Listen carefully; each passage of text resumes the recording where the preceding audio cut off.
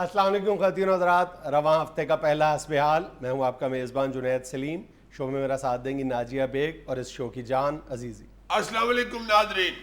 السلام علیکم ناظرین، لوڈ شیڈنگ کی وجہ سے حسب حال کی جان شکنجے میں آئی ہوئی ہے. اللہ جانتا مت ماری گئی ہے میری. بہت برا حال ہے. میں تو ترستا ہی رہتا ہوں پنکھے کو دیکھ کے کہ یار قدرتی ہوا سے تھوڑا سا چل لو. حد ہو گئی ہے ویسے. ابھی تم یہ کہو گے کہ لوگ احتجاج نہ کریں. جتنا اک گئے لوگ، تمہیں پتا بڑے بڑے شہروں میں 2-2 4-4 گھنٹے صرف بجلی آ رہی ہے. مجھے کیوں پھنسا رہا ہوں؟ میں نے کب یہ کہا ہے کہ احتجاج نہ کریں عوام؟ تم نے 2-3 دفعہ یہ سیگمنٹ کیا کہ احتجاج لوگوں کو یہ بھی نہیں دیتا اس طرح. میری بات سنو، میں نے کب یہ کہا ہے کہ عوام احتجاج نہ کریں؟ اپنے الفاظ میرے منہ میں مت ٹھونسو. یہ تم نے خود کہا تھا، مجھے یاد ہے اچھی طرح. یار میں نے کب یہ کہا ہے بھائی کہ احتجاج، میں تو احتجاج کا بڑا سخت وکیل ہوں. میں تو ہمیشہ یہ کہتا ہوں کہ یہ ڈھیٹ حکومت ہے، بلکہ یہ کیا ہماری ساری حکومتیں ڈھیٹ ہیں، اور اس قدر ڈھیٹ ہیں کہ جب تک عوام احتجاج نہ کرے یہ اپنے کان دھرنے کو تیار نہیں ہوتی. میرا صرف میں نے آپ کی خدمت میں یہ بات عرض کی ہے، بلکہ عرض کرنے کی کوشش کی ہے کہ عوام مہذب انداز میں احتجاج کریں. یہ کون سا احتجاج ہے؟ وابڈا کے دفتر جلا دینا، بسیں توڑ دینا اور ٹائر جلانا، یہ اپنا نقصان کر رہے ہیں. سادہ سیدھی سی بات ہے. مہذب بات مہذب لوگوں کے ساتھ کی جاتی ہے. تمہارا خیال ہے ہوتے ہیں دونوں کہہ رہے ہوتے ہیں نہیں پہلے آپ، وہ بھی کہہ رہا ہوتا ہے نہیں پہلے آپ، نہیں پہلے آپ. ادھر تو کسی کو کہو نہیں پہلے آپ کہنا مہربانی. ایک منٹ بات سنو. یہ ہم ہمیشہ دوسرے ملکوں یا دوسرے معاشروں کے بارے میں کہتے ہیں کہ جناب ان لوگوں نے وہاں پر مہذب انداز میں احتجاج کیا ہے اور اپنی بات منوا لی ہے. ہمارے ہاں یہ آج تک پریکٹس رہی نہیں. میں تمہیں ایک چھوٹی سی مثال دیتا ہوں. یہ جو مسنگ پرسنز کی جو باڈی ہے، جو تنظیم ہے، انہوں نے کس قدر مہذب انداز میں احتجاج کیا ہے، اور اب وہ بہت خوشی کے ساتھ یہ آئے روز یہ خبر سنا رہے ہیں کہ ہمارا جو فلاں مسنگ ممبر تھا وہ بازیاب ہو گیا. اور انہوں نے پورے احتجاج کے دوران میرا خیال ہے ایک درخت سے ایک پتہ نہیں توڑا انہوں نے. اور نہیں یار، بجلی کی بات اور ہے. تم دیکھو تو صحیح، بجلی نہیں ہے، اوپر سے اتنی گرمی، بندہ ویسے ہی پاگل ہوا ہوتا ہے گرمی کے ساتھ. میں کہتا ہوں بجلی نہیں ہے نا، ان لوگوں کے تو پیارے ان کے پاس نہیں ہے جنہوں نے مہذب انداز میں احتجاج کیا. کئی راتیں کئی دن گرمی سردی میں اسلام آباد کے سامنے، اسلام آباد کی سڑکوں پر بیٹھ کر انتہائی پیسفل مظاہرہ کیا. ہم کیوں نہیں کر سکتے؟ میں یہ سمجھتا ہوں کہ یہ جو ساری صورتحال ہے، اس کی بنیادی ذمہ داری جو ہے ہمارے حکمرانوں کی ڈٹائی پر ہے. ہمارے حکمران آگے سے جواب دے دیتے ہیں جی ہم بجلی کہاں سے لائیں، عوام صبر کرے. چلو میں نے کہا یہ بھی بات کسی حد تک درست تسلیم کی جا سکتی ہے، لیکن بات یہ ہے کہ اگر حکومت کے پاس عوام کو دینے کے لیے روشنی نہیں ہے تو کم از کم اندھیروں میں عوام کے ساتھ سانجھے داری کر لیں. کیا مطلب حکومت اگر ہمیں لائٹ نہیں دے سکتی تو تاریکی میں ہمارے حصے دار بن جائے. اپنے کسی باڈی ایکشن سے، کسی عمل سے عوام کو یہ احساس دلا دے کہ جس اذیت اور عذاب سے آپ لوگ گزر رہے ہیں ہمیں بھی اس اذیت کا احساس ہے. کوئی صوبائی یا وفاقی جو حکومت ہے اس کا سربراہ صرف ایک اعلان کر دے کہ جب تک لوڈ شیڈنگ کا خاتمہ نہیں ہو جاتا یا لوڈ شیڈنگ میں نمایاں کمی نہیں ہو جاتی، ہم اس وقت تک اپنے دفتر اور گھر میں ایئر کنڈیشنر کا استعمال نہیں کریں گے، ہم صرف پنکھا چلائیں گے. بہت اچھے. تو ہمارے تو پنکھے بھی نہیں چل رہے، ہم کیوں پنکھا چلانے دیں ان کو؟ یار چلو یار تھوڑا سا تو عوام کو احساس دلا دو. کیا تمہیں بتاؤں، اللہ جانتا ہے سارا دن ایسے ایسے پسینہ پونج کے مت ماری گئی ہے. منہ چھوٹا ہو گیا نیچے سے میرا. آج کل میں شیو تو نہیں کر رہا، منہ کے اوپر ہاتھ ہی اتنا پھیرتا ہوں کہ بال نکل ہی نہیں رہے. ٹریٹ بلیڈ استعمال کرتا تھا، آج کل چریٹ بلیڈ استعمال کرتا ہوں. بھائی میں تو صرف اتنی سی بات کر رہا ہوں کہ عوام کی جو اتنی بڑی مزری ہے، عوام جس کرب سے گزر رہے ہیں، اس سارے معاملے میں حکومت کی طرف سے ایک لا تعلقی نظر آ رہی ہے. یار حکومت کی تو مت مار دی امریکہ نے. امریکہ اس سارے معاملے میں کہاں سے آ گیا؟ امریکہ کس معاملے میں نہیں آتا جناب. پہلے ریمنڈ ڈیوس کی وجہ سے مات ماری ہوئی تھی، پھر نیٹو سپلائی کا سیاپا پڑا ہوا تھا، اب ڈاکٹر شکیل افریدی صاحب نے سیاپا ڈالا ہوا ہے ہمیں. اور یہ بات میں تمہیں لکھ کے دے دیتا ہوں کہ 1.5-2 مہینے اسی طرح شور پڑا رہنا ہے، اس کے بعد امریکہ بہادر نے شکیل افریدی کو لے جانا. بالکل، کیونکہ وہ آگے سے فل زور لگا کے کھینچ رہا ہے، اور ادھر سے تمہارے میڈیا کے کئی جو امریکہ کے چولی چوکا وہ پیچھے سے زور لگا رہی ہے. धक्का तो कल आ गया अमेरिका पहुंचा देना उन्होंने अफरीदी दे ये जो पाकिस्तान में अमरीकी कवाल है ना, बाज़ औक़ात मुझे हैरत होती है कि ये अमरीका की मदासराई में सहाफ़ती जो अखलाक है, जो उनका ज़ाब्ता अखलाक है, उसको भी ये बिल्कुल तहस नहस करके रख देते हैं। इतनी मोहब्बत इन पर, इनके असाब पर अमेरिका की मोहब्बत इस कदर सवार हो जाती है कि किसी चीज़ का भी ध्यान नहीं रखते। मैं अगले रोज़ सुन रहा था एक साहब को, बाकायदा वो जोश खताबत में पूरी ये बात साबित कर रहे थे कि शकील अफरीदी का जुर्म क्या है। भाई मैं तो इस बात पर एहतजाज कर रहा हूँ कि शकील अफरीदी पर ये जो अजीबो गरीब किस्म का इल्ज़ाम धरा गया है कि वो जनाब उसके तालिबान के साथ रवाबत थे, ये कैसा अजीब इल्ज़ाम है। मेरी राय तो सीधी सीधी है कि जानबूझकर उसके केस को कमज़ोर किया गया है, सिर्फ इसलिए ताकि अपील में या बाद में कोई बहाना बनाकर उसको इज्जत के साथ अमेरिका के हवाले किया जा सके। मैं बहुत ईमानदारी के साथ ये समझता हूँ कि जिस बेईमाना अंदाज में ये सारा मामला हुआ है शकील अफरीदी वाला, शकील अफरीदी ने सिर्फ गद्दारी का ही वो मुर्तकिब नहीं हुआ, वो बाकायदा ये जितनी भी पाकिस्तान में सेहत के हवाले से कैंपेन्स चल रही हैं, रफाही कामों के जितने इदारे काम कर रहे हैं, इनके बारे में एक अरसे से बहुत सारी रूमर्स है, बहुत सारे इल्जामात हैं। ये जो हमारे यहाँ पोलियो की कैंपेन चलती है, इस पर बहुत ज़्यादा हलकों की तरफ से ये एहतजाज सामने आता था ना कि जनाब इसमें फैमिली प्लानिंग की दवाई शामिल है, इसलिए बच्चे ये पोलियो के कतरे ना आप अपने बच्चों को पिलाएं, कहा जाता था ना। तो लोग जो थे दूसरी तरफ से मजाक उड़ाते थे। मैं भी ये कहता हूँ कि ये बड़ी लग्ज़ किस्म की बात है, इस तरह की बात नहीं करनी चाहिए।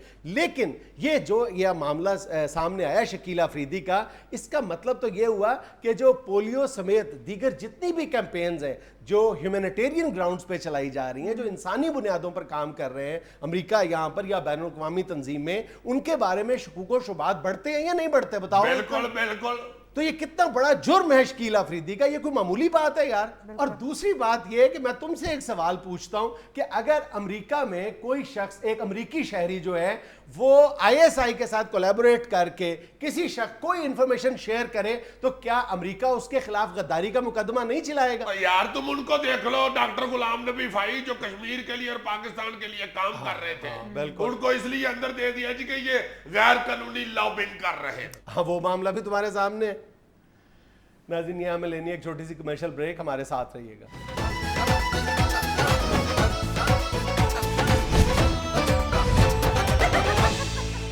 नाज़रीन, घरेलू मुलाजिमीन हमारे माशरे का वो तबका है जिन्होंने कभी अपने हकूक़ के लिए आवाज़ बुलंद नहीं की, और उससे ज़्यादा जुल्म की बात यह है कि कभी हमने भी उनके हकूक़ जानने की कोशिश नहीं की। इन तमाम मामलात पर बात करने के लिए हमारे साथ मौजूद हैं घरेलू मुलाजिम जनाब शरफू। सफाई तो यहाँ बहुत अच्छी हुई है, मुझे लग रहा है कि मेरे जैसा कोई मेहनती मुलाजिम ही है आपका। अच्छा, तुम बहुत अच्छी सफाई करते हो। ऐसी अच्छा, हमने तो सुना है कि घरेलू मुलाजमीन जो है वो दिल से सफाई नहीं करते। नहीं जी, दिल से तो कोई भी सफाई नहीं करता। अगर मालिक खुद भी सफाई करे तो वो दिल से नहीं करते। सफाई तो या बौकर से होती है या टाकी से होती है, दिल से तो कोई भी सफाई नहीं करता। हाँ, अलबत्ता सफाई के हवाले से जो हम पे इल्जाम लगाया जाता है वो ये होता है जी कि आप कूड़ा इकट्ठा करके या सोफे के नीचे लगा देते हैं या बेड के नीचे। हाँ, ये तो होता है। 36 काम होते हैं हमें, अगर जल्दी जल्दी में एक आधी दफा ऐसा कर लेते हैं तो कौन सी ऐसी क़यामत आ जाती है। मेहमानों ने कौन सा आगे ऐसे सलाम दुआ लेनी है, अस्सलाम वालेकुम, क्या बड़ी देर बाद मिले हैं, क्या अच्छा, आप कभी हमारी तरफ चक्कर ही नहीं लगाते क्या? अच्छा, मेरी बात तो सुनो यार, मुझे जानना ये है कि तुम लोगों के कोई वर्किंग आवर्स होते हैं?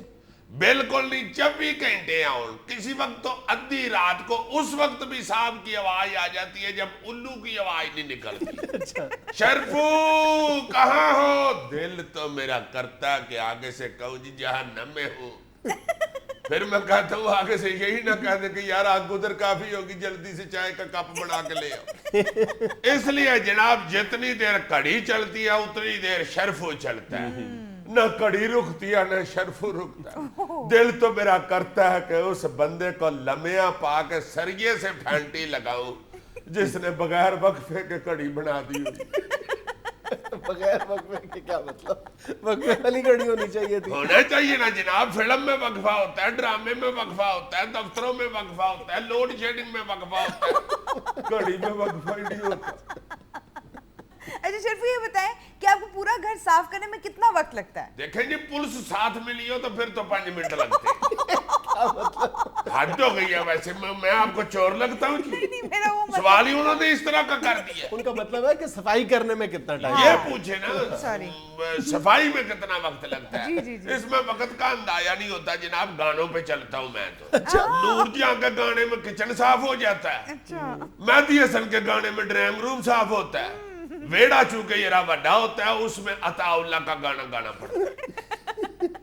اچھا شرفو آپ لوگوں پر گھروں میں چوری کے الزامات بھی لگتے ہیں؟ غلط جھوٹ بکواس ہے. یہ بہت غلط بات ہے. کیا ضرورت ہے پیسے چوری کرنے کی؟ کوئی اور کو کرتا ہو تو مجھے نہیں اندازہ اس کا. میں نے کبھی اللہ کے فضل سے آج تک پٹوے میں سے پیسے نہیں نکالے.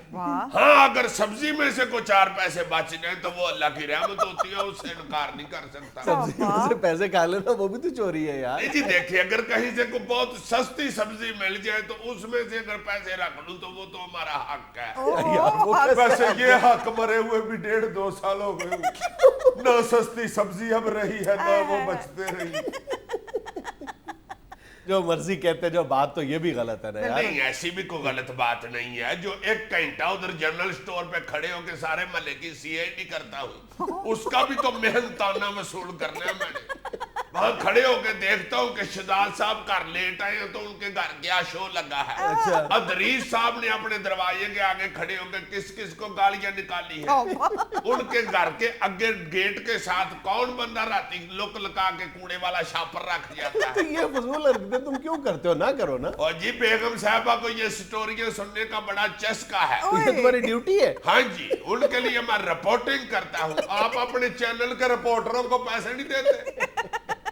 اچھا بتائیں آپ گھر کا کھانا بھی پکاتے ہیں؟ جی میں ہی پکاتا ہوں جی. بیگم صاحبہ ہماری تو ایسی ماڈرن خاتون ہے. انہوں نے تو کبھی ہانڈی روٹی کو ہاتھ بھی نہیں لگایا. اچھا جی ایک دفعہ مجبوراً انڈا پکانا پڑ گیا. انڈا توڑ کے نیچے پھینک دیا اور چھل کے گھی میں پھینک دیا. اور میں نے کہا جی کھانے والی چیز آپ نے پھینک دی. آگے سے کہتی ہے اسٹوپڈ اس میں سے تو چوزا نکلتا ہے. اللہ معاف کرے اگر کسی دن کھانا خود پکا لے تو پلیٹ کے ساتھ چٹ لگانی پڑتی ہے کہ یہ بریانی ہے یہ پنڈی گوشت ہے. یہ بتاؤ کہ کھانے کا فیصلہ کون کرتا ہے کہ آج کیا پکے گا؟ فیصلہ تو بیگم صاحب اور صاحب ہی کرتے ہیں جی. مگر پکتا وہی ہے جو مجھے پسند ہے. چونکہ جو چیزیں مجھے پسند نہیں نا میں نے وہ شروع میں ہی اتنی بری پکائی تھی کہ مجھے وہ آرڈر ہی نہیں کرتے. جو چیزیں پکانے میں مشکل پیش آتی ہے نا ٹائم زیادہ لگتا ہے وہ چیزیں میں برباد کر دیتا ہوں. اب مثلا پنڈیاں ہی دیکھ لیں. پہلے تو پیاز اتنا کاٹنا پڑتا ہے کہ 2 گھنٹے بندہ اپنے نصیبوں کو روتا رہتا ہے. اس کے بعد پنڈیاں کاٹنے میں 1.5 گھنٹہ لگتا ہے. پہلی دفعہ جب میں نے پنڈیاں پکائی نا تو بیگم صاحبہ نے پتیلا اٹھا کے مجھے کہا کہ شرف یہ شریش جا کے مسجد میں دیا وہ عرس کے اشتہار لگا لیں گے.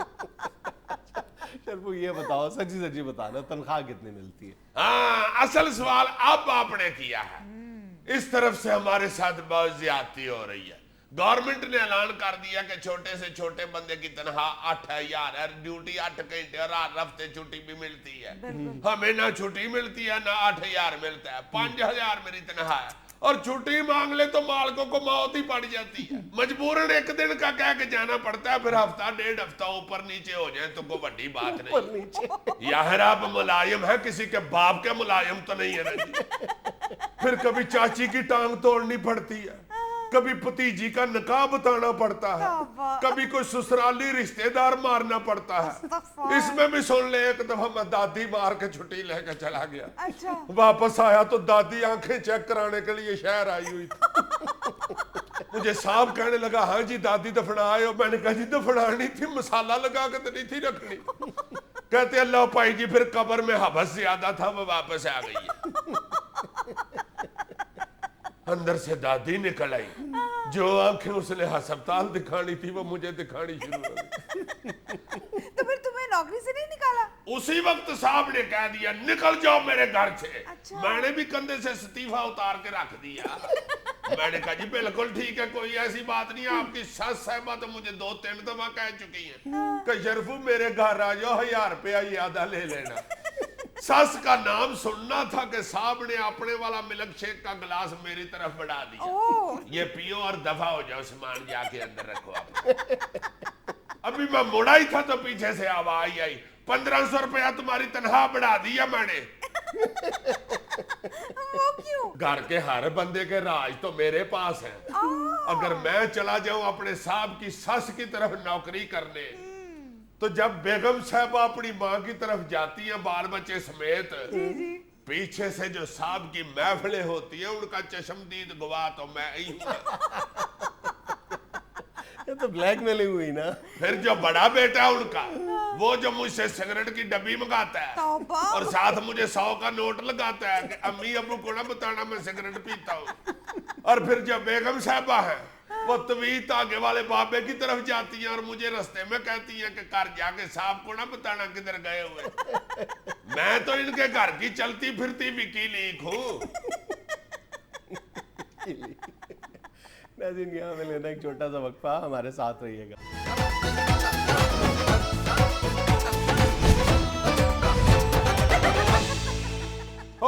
یار پانچ جناد جتنے ملک کے ہمارے حالات خراب ہو گئے ہوئے ہیں نا, آج میں نے لطیف کھوسا صاحب کا بیان پڑھا تو مجھے لگا کہ بالکل انہوں نے ٹھیک کہا ہے. کیا بیان تھا؟ گورنر پنجاب لطیف کھوسا نے کہا کہ یہاں بھی ایران کی طرح کا انقلاب آنا چاہیے. بیان تو بہت مزیدار ہے, لیکن دیا کس نے یہ تو ذرا دیکھو. کیا جی ان کی ابھی عمر چھوٹی ہے,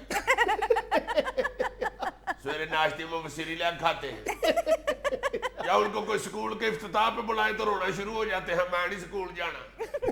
یار میں یہ نہیں کہہ رہا, میں تمہیں یہ کہہ رہا ہوں کہ بیان دیکھو ذرا دیا کس نے ہے. گورنر پنجاب نے دیا ہے, 600 کنال کے گورنر ہاؤس میں بیٹھ کر یہ بیان دیا ہے. ذرا دیکھو تم, اور اس ملک کے بارے میں دیا ہے جس کا صدر پچھلے دنوں جس کے بارے میں تم نے پڑھا ہے, اور ہم بھی اس کی عاجزی کی, اس کی درویشی کی, اس کی سادگی کی بار بار بات کرتے ہیں. یعنی اس ملک کے صدر کے بارے میں یہ بات کی جا رہی ہے, اس ملک کے بارے میں یہ بات کہی جا رہی ہے, اس انقلاب کے بارے میں یہ بات کہی جا رہی ہے جس کا صدر جو ہے, ابھی پچھلے دنوں تم نے خبروں میں سنا ہوگا کہ وہ جب جا رہا تھا سڑک پر تو ایک عام عورت, ایک فریادی عورت جو تھی, وہ ان کی گاڑی کے اوپر چڑھ گئی تھی. اللہ بھاڑ, تو صدر کی سیکورٹی کہاں تھی؟ یہی تو کمال ہے, کسی سیکیورٹی نے نہیں روکا, کسی سیکیورٹی اہلکار نے اس فریادی خاتون کی طرف بندوق نہیں تانی, کسی نے اس کو دھکے نہیں دیے, کسی نے اس کو تھپڑ نہیں مارے, بلکہ صدر وہی جو چھوٹے قد کا بالکل کمزور سا صدر ہے, جس سے آج عالمی طاقتیں جو ہے بڑی بڑی جو ہے جن کی ٹانگیں کانپتی ہیں, جس صدر سے, وہ اس فریادی خاتون کی وجہ سے اپنی گاڑی سے اترتا ہے اور خاتون سے اس کا مسئلہ پوچھتا ہے جو ایک نجی نوعیت کا مسئلہ تھا. اور نہ صرف یہ کہ وہ مسئلہ سنتا ہے, فوری طور پر اس کا مسئلہ حل کرنے کے احکامات جاری کرتا ہے اور اس خاتون سے معذرت کرتا ہے کہ تمہیں اپنا مسئلہ حل کروانے کے لیے یہ قدم اٹھانا پڑا. اس ملک کے بارے میں, اس صدر کے بارے میں ہم یعنی کہاں کی باتیں کہاں فٹ کر دیتے ہیں. یہ میرا خیال ہے ستم ظریفی نہیں تو اور کیا ہے یار. ہم نے ایک انقلاب کا نام سنا ہوا ہے, اور تم یعنی زیادہ افسوس کی بات یہ ہے کہ وہ لوگ انقلاب کی باتیں کرتے ہیں جو سٹیٹس کو یا موجودہ نظام کے سب سے بڑے بینیفیشری ہیں. چلو جانے دو یار, جان چھوڑ دو, شاید کھوسا صاحب نے مذاق کیا. یار اگر مذاق کرنا ہی تھا تو کسی اور ملک کے بارے میں کر دیتے, کسی اور انقلاب کی بات کر دیتے. ایران کے انقلاب کی بات کرنی تھی, ایران کی بات کرنی تھی, جس کا صدر جو ہے 40 سال پرانے 3 مرلے کے گھر میں رہتا ہے یار, اور جس انقلاب کا جو بانی ہے اس کا اپنا جو کچا گھر ہے وہ آج بھی قم میں دیکھا جا سکتا ہے. ہائے ہائے ہائے, کتنے غریب لوگ ہیں یار, 3 مرلے کے گھر میں رہ رہے ہیں, پھر ترقی کیسے کریں گے یہ؟ جہاں تک ترقی کی بات ہے نا, ہم سے کہیں زیادہ ترقی یافتہ قوم ہے, ہر معاملے میں ہم سے کوسوں میل آگے ہیں. وہ سوا آگے ہیں, ان کا صدر 3 مرلے میں رہ رہا ہے, ہمارا ادھر پٹواری 2 کنال میں رہ رہا ہے. میری بات سنو, ان کی جو ایرانی قوم کی جو پرچیزنگ پاور ہے, جو قوت خرید ہے, دنیا میں 17ویں نمبر پر ہے, 17th نمبر پر. اور ان کی جو اس وقت ورلڈ اکانومی میں جو ان کا نمبر ہے والیوم کے حساب سے 20ویں نمبر کی اکانومی ہے دنیا میں. وہ اچھا اچھا اچھا, یعنی ملک امیر ہے, وہ لوگ خود غریب ہیں. لوگ غریب نہیں ہیں, وہاں کے حکمران جو ہیں وہ سادہ طرز زندگی رکھنے والے ہیں یار. اور ان کا جو تصور ہے ترقی کا وہ ہمارا نہیں ہے, وہ ہم جیسا نہیں ہے. یہ جو بنی صدر جو انقلاب ایران کے بعد پہلے صدر بنے تھے، انہوں نے اپنی کتاب مائی ٹرن ٹو سپیک میں لکھا ہے کہ جب انقلاب کے بعد ایک مغربی صحافی نے آیت اللہ خمینی سے پوچھا تھا کہ آپ کے پاس نہ تو بڑے کوئی معیشت دان ہیں، نہ انجینئرز ہیں، آپ کس طرح زندہ رہیں گے، آپ کیسے سروائیو کریں گے؟ تو آیت اللہ نے بڑا تاریخی جواب دیا تھا. انہوں نے کہا تھا کہ ہمارے انقلاب کا مقصد یہ ہے کہ ہم اپنے عوام کو بتائیں ہاؤ ٹو ڈائی، مرنا کیسے ہے. ہائے ہائے ہائے ہائے ہائے. اچھا جی صاحب، آپ کو ایک اور مزے کی بات بتاتی ہوں. لطیف کھوسا صاحب نے کہا ہے نیلسن منڈیلا کا تعلق بھی کھوسا قبیلے سے تھا. ماشاءاللہ. نیلسن منڈیلا کا تعلق جی کھوسا قبیلے سے؟ یہ انہوں نے واضح کیا کہ ذوالفقار کھوسا قبیلے سے تھا یا لطیف کھوسا قبیلے سے ہے. بعد میں یہ رٹائی نہ پڑ جائے، ان کو پتا چلے کہ یہ نون لیگ کو فائدہ ہو رہا ہے. وہ یاد کرنی پڑ جائے کہ بھائی جی یہ نون لیگ والا کھوسا ہے نہیں، یہ پیپلز پارٹی والا کھوسا ہے. ہاں نیلسن منڈیلا کا جو ہیئر سٹائل ہے وہ بھی رحمان ملک صاحب سے ملتا ہے. کھوسا صاحب سے نہیں ملتا. کھوسا صاحب کے کون سے ہیئر سٹائل کی بات کرتے؟ وہ تو اب نائی کی دکان کے آگے سے گزرے تو نائی اندر سے آواز لگاتا ہے کھوسا صاحب ضروری نہیں بندے نو کام ہی پوے، سلام دعا تے لے لیا کرو. بندے نو نو شو ہی کٹانے پائے جاندے. کھوسا صاحب کا تو ہیئر سٹائل اس پلاٹ کی طرح کا ہو گیا ہوا جس کی دیوار پہ لکھا ہوتا ہے یہ پلاٹ برائے فروخت نہیں. کیا مطلب؟ ہاں کھوسا صاحب بکنے والے آدمی نہیں ہیں، اپنی پارٹی کے ساتھ لائل ہیں، پیپلز پارٹی کے پکے جیالے ہیں. یہ تو تم نے بیلنس کیا آخر میں. یہاں مجھے لینی ہے ایک چھوٹی سی کمرشل بریک، ہمارے ساتھ رہیے گا.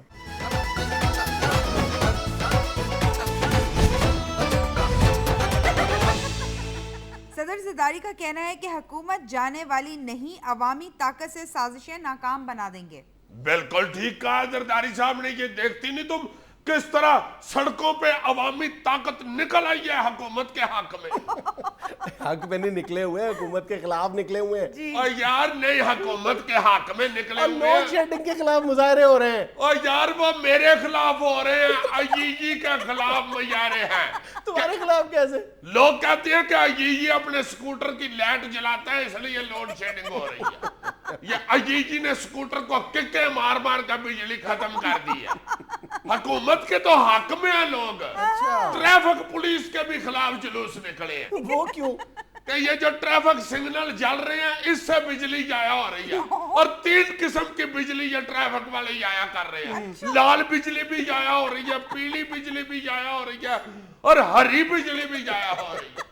جس ملک میں 3 رنگ کی بجلی ضائع ہوگی وہاں اب حکومت بیچاری کیا کرے؟ حکومت کے خلاف نہیں مظاہرے ہو رہے بلکہ چھپڑوں کے خلاف بھی مظاہرے ہو رہے ہیں.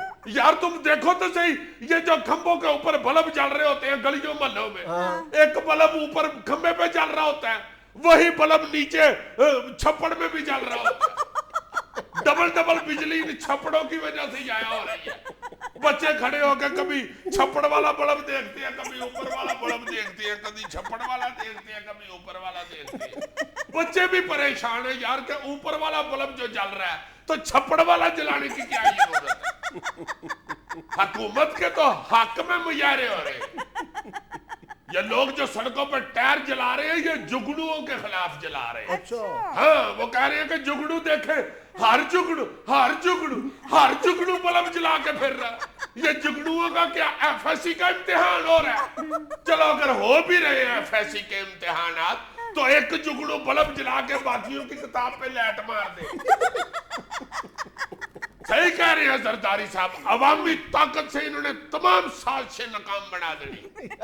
زرداری صاحب سے کہو کہ عوامی طاقت سے سازشیں تو بعد میں ناکام بنائیں، پہلے بجلی کی طاقت سے یہ لوڈ شیڈنگ تو ناکام بنا دیں یار. بہت اچھے یار. وہ صدر لگے ہوئے ہیں جب آپڈا میں ایس ڈی او لگے ہوئے ہیں، ان کو ان کے لیول کا کام کہو، کو آئینی ترمیم کے لیے کہو، کو غیر ملکی دورے کے لیے کہو، کو پاک امریکہ دوستی کے حوالے سے بات چیت बल्कि चीत बात का कहो। भाई गरीब लोग छोटे छोटे काम लेके आ जाते हैं, बत्ती नहीं ऑन नहीं, गैस नहीं ऑन नहीं, मेरे स्कूटर खराब हो गई, हाँ सदर है वो, उनके लेवल का काम उनको कहना चाहिए। जी अगली खबर क्या है? बरतानवी शहरियत छोड़ने से मुतालिक रहमान मलिक की दस्तावेजात मुस्तरद, दोहरी शहरियत वाला वोट डाल सकता है तो इलेक्शन क्यों नहीं लड़ सकता, रहमान मलिक का बयान। बहुत अच्छे। ना ना ना मलक साहब, आप इंग्लैंड की शहरियत जो छोड़िए, उसके कागजात असली दिखाएं। अब कागजात मुस्तरद हो गए तो दूसरे पास ही आकड़ गए आप। फकीर वाला साहब ना करे। क्या मतलब? और मुझे चौक में एक फकीर टक्कर गया ना, मुझे कहता मेरा दिल में सराख है और मैंने ये दवाई लेनी है, मुझे अल्लाह के नाम का कुछ दे दो। और मैंने नुस्खा देखा तो उस पे खांसी वाली दवाई का नाम लिखा हुआ था। अच्छा। और मैंने कहा ये तो नाम खांसी वाली दवाई का। कहता तुमने अल्लाह के नाम का देना, ये दवाई के नाम का देना। वैसे ये अजीब मंतक नहीं है कि वोटर के लिए अगर ये पाबंदी नहीं है तो वजीर या रुकने असेंबली के लिए क्यों? इस तरह तो और कई पाबंदी है जो वोटर्स के लिए नहीं है लेकिन रुकने असेंबली के लिए है। मतलब एक सजा याफ्ता शख्स जो है वो वोट डाल सकता है लेकिन रुकने असेंबली नहीं बन सकता। दीगर दर्जनों शराइत ऐसी हैं। यार यही तो रहमान मलिक साहब कहने चाह रहे हैं कि हम अवामी लोग हैं, हम अवाम में से हैं, अवाम हम में से है। जो सलूक अवाम के साथ होता है वही हमारे साथ होना तो फिर रहमान मलिक साहब अवाम वाला रहन सहन भी तो इख्तियार करें। तो अवाम वाला ही रहन सहन है उनका। देखो तो यही उनका जरा हेयर स्टाइल अवाम वाला, एक टंगा नहीं लगता ये हेयर स्टाइल बनाने पे। अच्छा जी जनाब, पिंड से मोटरसाइकिल पे बैठ के शहर आए तो स्टाइल बन जाता है। अमरीकी मीडिया ने पाकिस्तान पर शदीद तनकीद करते हुए कहा है कि माफी अमरीका को नहीं, दोगले किरदार पर पाकिस्तान को मांगनी चाहिए। यार तुम्हें फैक्स करनी आती है? क्यों? मेरी तरफ से एक अमेरिका को फिटे मुंह तो फैक्स कर दो। ये अगर फैक्स महंगी पड़ती है तो एसएमएस ही कर दो। फिटे मुंह का होना चाहिए बस। यार देखो कि कई सालों से जिस बात पे हम कलप रहे हैं कि अमेरिका दोहरा किरदार अदा कर रहा है, उन्होंने वही चौक के उलामा हम पे फेंक दिया। मेरा ख्याल है मैं नकद ही कह देता हूँ, पा अमेरिकी मीडिया फिटे मुंह, बल्कि डीएफएम क्या दुर फिटे मुंह। मीरा मेरी शादी पर बिन बुलाए आई थी, अमेरिका वापसी पर रीमा की मीडिया से गुफ्तगू। लो ये शादी करा के रीमा की तो माती मारी गई है। मुझे क्या जरूरत है बिन बुलाए चली जो? मुझे तो उस दिन 6-7 शादी कार्ड मिले थे। लेकिन मोहतरमा उन कार्ड्स में से कोई रीमा का तो नहीं था ना? मुझे क्या पता, मैंने तो पहले ही कार्ड जब खोला तो ऊपर लिखा हुआ था दावते वलीमा। उर्दू आपको पता है मेरी कमजोर है, मैं तो इंग्लिश ही बोलती हूँ। मैंने समझा शायद दावते रीमा लिखा हुआ। मैं चली गई शादी पे, मेरा 2.25 लाख लग गया इनकी शौकिया सूझी है। मैंने नहीं बुलाया तो चल जान दे हुण। मैनू केड़ी पीआई वाले नू टिकट वापस कर देनी। एडा केड़ा मैं उत्थे चौल खा आई है जेड़ा तेनू सियापा पै गया। वन डिश ते हुण शहबाज शरीफ ने कर दी। वहां पे भी वन डिश है तो और क्या? एक बर्गर लिया के मेरे अगे रख दिता एक बंदे ने। मैं घबरा गई, मैं क्या उन्हें खाना लै आवी कि नहीं? मैं उन्हें पूछिया, मैं क्या कादा बर्गर है? कहता खा लवो कुकड़ दा है। मैं क्या कुकड़ दा ते मैं क्यों खावा? कुकड़ नू खुआ जाके। नाज़रीन खबरों पर तबसरा जारी है लेकिन वक्त एक छोटी सी कमर्शियल ब्रेक का।